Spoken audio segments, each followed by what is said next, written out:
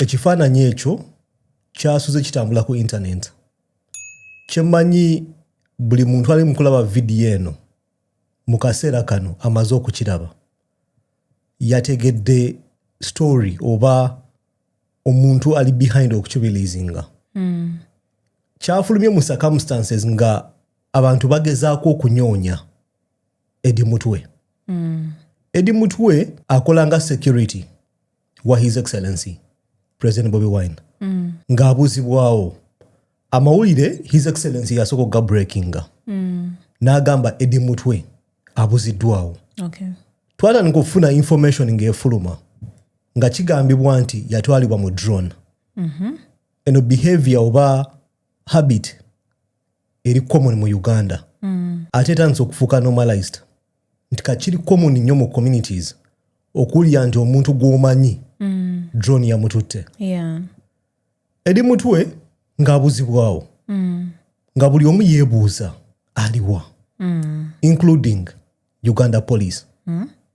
Ne Uganda Police baagibuuza n'egamba tetumanyi musajja gy'ali. Tewali atu briefinze. Kansoke nkakuzannyire. I also heard about it that Eddie Mutwe had been arrested. I have not yet been briefed about the details of his arrest. So I am not in position to tell you about the arrest, where he's detained, and the charges brought against him at the moment. If I get this information, I will share it. Obiwulidde. Afande yakugamba nti naye tanaafuna briefing. Kugamba tamanyi. Tebanaba kumugamba misango gye bamucharginga. Tamanyi his whereabouts. Kugamba tamanyi bamuholdinze. Tamanyi wajali. Exactly. Olunaku lw'eggulo ng'obudde buziba. General Muhoozi Kainerugaba yatandise okukola tweet. Nga mu tweet zino oyinza olowooza asaaga. Ng'alina ebigambo by'ayogera. Yeah. Nga yenkugambye His Excellency yagamba Eddie Mutwe bamuwambye n'apostinga ku Twitter. Oba gye Twitter X. Yeah. Nga olaba ku screen yawo. Nga His Excellency akugamba Eddie Mutwe awambiddwa. General Muhoozi yakomyewo ku Twitter oba ku X n'arespondinga ku tweet His Excellency gye yakola enkaddeko. N'agamba ali mu basement yange. Ng'ategeeza Eddie Mutwe ali mu kuyiga Runyankole yeggwaddako. Nga mu kino ategeeza ki? Mbu y'alina Eddie Mutwe. Jjukira n'agamba nti ne Uganda Police yali temanyi citizen w'eggwanga Uganda gy'ali. Kugamba wandigambye nti body erina okubeera responsible okuddukanya emirimu gino temanyi mutuuze gy'ali. Tweet n'efuluma n'egamba nti nze amuyina ali mu basement. Ali kuyiga Runyankole. As usual, Bannayuganda bangi obalabye tweet eno balowoozezza byakusaaga. Nga omanyi nti ku Twitter ku X balina language yaabwe gye bakozesa bazannya nnyo. Naye ate ebintu byabadde serious. Tweet zeeyongedde nga zijja. His Excellency olwalabye tweet ya General Muhoozi n'avaayo ne n'atweetinga. N'ategeeza Bannayuganda nti mutabani wa General Museveni ng'ategeeza General Muhoozi Kainerugaba akonfaminze nti alina muganda waffe Eddie Mutwe. Ali mu kumusomesa Runyankole. Time will tell. Ng'ategeeza Bannayuganda.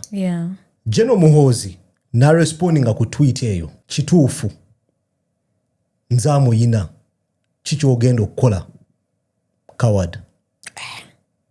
Okitegera? Kati mu kaseera kano ng'ebintu bino byanviiringa kuzimbadde mbuliri nga ndi bisoma. Pulaani tebadde yakukola video nako olwaleero. Mbadde ngambye kampumulemu nga ndi awo nsoma ku internet. Nendaba bino. Nga olaba ne mu comments oba ozitrackinga. Nga Bannayuganda balowooza ebintu byakusaaga. Balowooza bya muzannyo. Bali biclippinga bali kukola ki. Because Bannayuganda abasinga tebatwala tweet za General Muhoozi kubeera serious. Ebiseera ebisinga balowooza akola ki asaaga. Naye ate ekizzeeko kitiisizza eggwanga.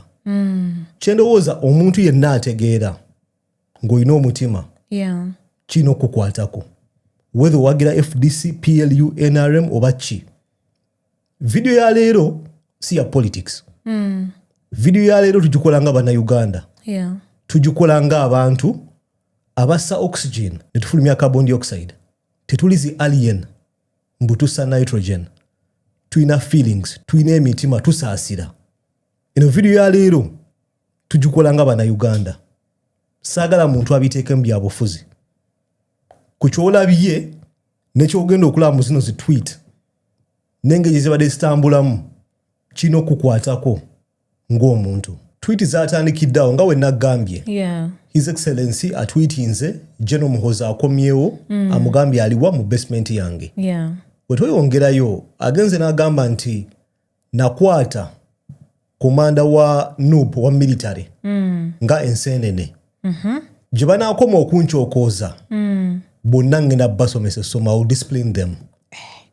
Neyongerayo maaso n'agamba mu kaseera kano Eddie ng'ategeeza Eddie Mutwe ali smart nnyo. Abalenzi bamukozeeko bulungi.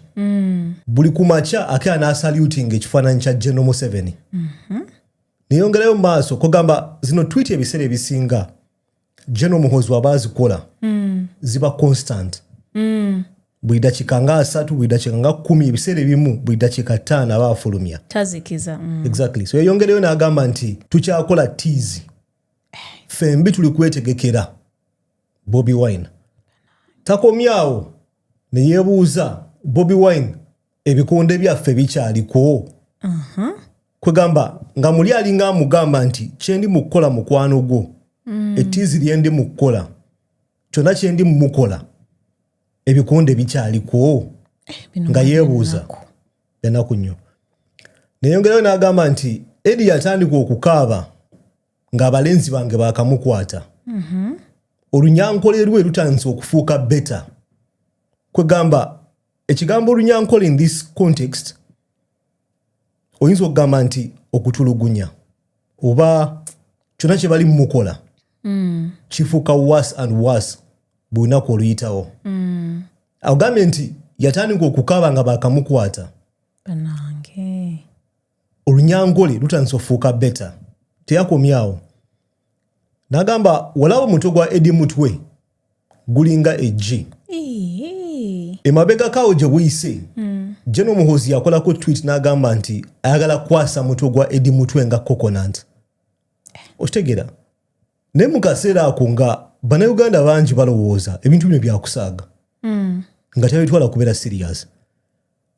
N'agenda mu maaso n'agamba nti ekirevu kye twasoose okusalako. Ekifaananyi kinasoose okukulaga olaba Eddie Mutwe nga talina kirevu. Bannayuganda batono nnyo abali balabye Eddie Mutwe nga talina kirevu. Nze personally siranko ekifaananyi kya Eddie Mutwe nga talina kirevu. Tumumanyi musajja wa kirevu, wa kiwago ne bereti ye. Kwegamba okumuggyako ekirevu obanga amuswaza. Kyova olaba nti mu kaseera kano General Muhoozi avuddeyo n'agamba nti ekirevu kye twasooka okuggyako. Oba omukakkanyiza. Exactly. So tweyongerayo wano weyeebuuzizza nti ogenda kukola ki? Tweet ezazzeeko wano. Kino ekifaananyi kyankwasizza nnyo ennaku. So out of nowhere nga abantu bonna balowooza. Abadde ku muzannyo. Exactly. Nga balowooza osaaga. N'avaayo. N'akuwa ekifaananyi kino. Kyewalabye ng'eno vidiyo etandika. Ku internet mu kaseera kano togenda kusangaako ekifaananyi kya nnaku nga kino. Eddie Mutwe alina abaana, alina omukyala, alina maama, alina taata. Abuziddwawo, so out of nowhere ne balaba ekifaananyi kino. Njagala wekkaanye face ye. Ezimbye, alinako scratches. Alina fiye yo mu maaso ge. Nti kyonna ekibadde kigenda mu maaso, ekibadde kimutuusibwako, kibadde serious. Eyo face gy'olaba oba faces of fear zalina mu maaso ge. Omulaba nga azimbye. Initially when nkirabye ndowoozezza nti AI. kyenkoze nzizeyo ku video za Eddie Mutwe olaba nga wotajjaamu gundiyo Rosary nti olina wamala emyaka mingi ng'olina Rosary ya black akantu akaddugavu ogwomudaali si Rosary ogwomudaali ate Mutwe abeera n'ogwomudaali buli kaseera exactly nti abantu abambala Rosary oba emidaali gyo tebagijjaamu kituufu bw'ogenda ku video za TikTok Eddie Mutwe zaakola akantu ako mwekali initially nze mbaye ndowooza AI nga ndowooza aliwo akubye ekifaananyi najja n'akikyusakyusa n'aki-editinga nga ngezaako creatinga benefit of a doubt nga tuyagala kukkiriza nti ekintu bwe kiti kisobola okutuukawo mu byaddala exactly ng'omutwe gwange guganye okukkiriza nti mu 2025 tuyinza okubeera ne scenarios bwe ziti nga omuntu ali proud okuvaayo n'ateekamu ekifaananyi ky'omuntu ng'amuyisiza mu mbeera bweti ate nga ataddeko n'ebigambo bingi kiringa ng'okukuba waliwo okukuba waliwo abantu abagamba nze waakiri onkuba nga tonvumye kubanga omuntu bw'ateekako ebigambo n'akuvuma oba n'ayongezako ebigambo ebikuvoola it makes everything worse kiba kikukoseza ddala kugamba ali kuteeka munnyo mu bbwa kubanga bwe tuddayo tukirowoozaako Eddie Mutwe baamukwata n'abulawo ensi netandika okwewunya bannange ki ekigenda mu maaso balosers abamu bafailures abamu oyo yeewambye oyo ali mu kazannyo kitegeera era nga bannayuganda bw'obamanyi ne bakita era kyobulaba nti zino twitwe ezibadde zigenda mu maaso abantu badde bagamba bano nabo bali mu mizannyo gyabwe bannange Bobi Wine atwitinga nnyo kitegeera ono naye okitegeera ebintu bwe bityo naye kati kino ekifaananyi bwe kifulumye omanyi okubeerawo ne kikuwa awareness nti kyogamba ebintu bituufu kyogamba tetukyali mu muzannyo tetukyali mu kukawuna nti tuli mu kwepena tuli mu mbeera kati eyaddala si yakutya si yakwekwekerera ekintu bakikubawo bukubi nga bwe kiri but I think it's quite sad simanyi nti n'abaana be abato kubanga alina akawala kaakato simanyi nti kaali kamulabyeko nga talina kirevu I don't think ono omwami alinganga gwe bakoze bakita batya gwe bambudde okitegeera so imagine omwana wo n'akeera ku makya n'alaba taata we bw'ata ate ekisingayo okuba ekyennaku w'osoma comment eziri mu kifaananyi ekyo ojja tegeera nti tulina abantu mu Uganda either nga balivinga mu Uganda ey'enjawulo oba nga balina ekikyamu ku mutwe nagambye eno video teri mu politics eno video tugikola nga bantu nze personally singa table zaali ziri flipped sandikkiriza General Muhoozi kubeera mu position bwete nandikivumiridde ng'omuntu wandyagadde kulaba muntu munno exactly ng'abonaabona bw'ati kijja kunkwasa ennaku siyinza kuvaayo ne celebrating nga nti waliwo ekimutuuseeko oba waliwo ekituuse ku family sisobola naye ate mu comment section yekino ekifaananyi ngenda zikuteerako ogenda laba bannayuganda abali insensitive bali mu nsi ki bali mu Uganda eyaddala kale sina nsi ki bali ku nsi eno eya Katonda as in earth bali ku nsi eno eyaffe eya bulijjo oba bali mu space woziyitamu ogenda laba emoji eno ng'abantu baseka naye bannange ndowooza mwamukubye taxin maksado n'aseka bino si bya muzannyo buno obulamu bwa muntu eno life ya muntu kwegamba omuntu bali mutulugunya ate evidence efulumye ate ng'oyita kikwese akugambye nti ali muyigiriza lunyankole ali mu basement olaba omuntu wagamba basement ng'oyinza okisekeramu naye manyi basement ekitegeeza eri wansi eri like wansi ddala like active torture waliwo ono why is he crying n'aseka okitegeera ate ekyennaku w'oggula profile zino bano abantu tebali bulungi tebibakwatako sigamba nti bali mu ssaako ya General Muhoozi oba ssaako ya government nedda these are normal citizens bano bannayuganda bantu ba bulijjo ng'ali bubi n'okusinga Eddie Mutwe naye ng'ate takiraba nti Eddie Mutwe aba asobola otuukamu eno position anyone can nawe kisobola okutuukako buli omu asobola Eddie Mutwe aba asobola omutuusa wano tewali atasobola atuukawo Kabali Wahab yeebuuzizza twatuuka tutya wano ng'ensi ne tunormalizing ebintu nga bino okulaba nti omuntu ayita mu mbeera bweti nga tulina abaseka waliwo ono Mr. Jordan afande he looks smart n'aseka bano baretweetinga ne baseka naye mukama bano abantu balina musaayi ng'ogwaffe oba ogwabwe gwa kiragala. Waliwo eyagambye you deserve a higher rank afande kwegamba nga bacelebratinga action eno. Comments mpitirivu kyemmanyi nga bwe nagambye bannayuganda bangi bagenda zisoma naye nga kikwasa ennaku okulaba nti omuntu ayita mu mbeera bweti ne tukisekeramu nga tetukirabamu buzibu nga mulimu omunnayuganda acelebrating alaba ono n'ava nateekako emojis ng'aseka kyannaku nnyo nnyo onataddeko meme bu you are not easy.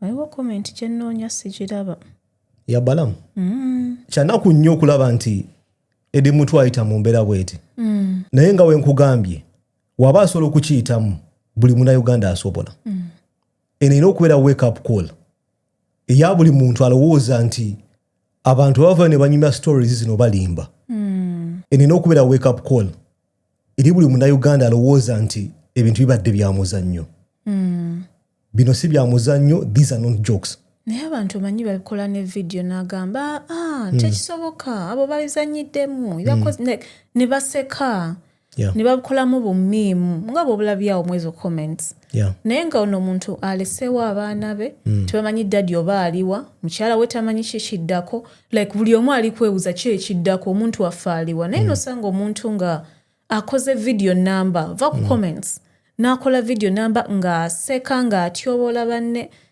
kino si kya buntu kyanaku nnyo nnyo ka video kalabye kyemmanyi mu kaseera kano tweet wazirabye dda ekifaananyi wakirabye dda nga edi Mutwe ekirevu bakisazeeko bamwambudde nga bamutadde ku internet okumuswaza. Ekibuuzo kinjagala okubuuza olunaku olwaleero twatuuka tutya wano ng'eggwanga? Teeka endowooza mu comment section wansi tujabala mu video eddako. Peace.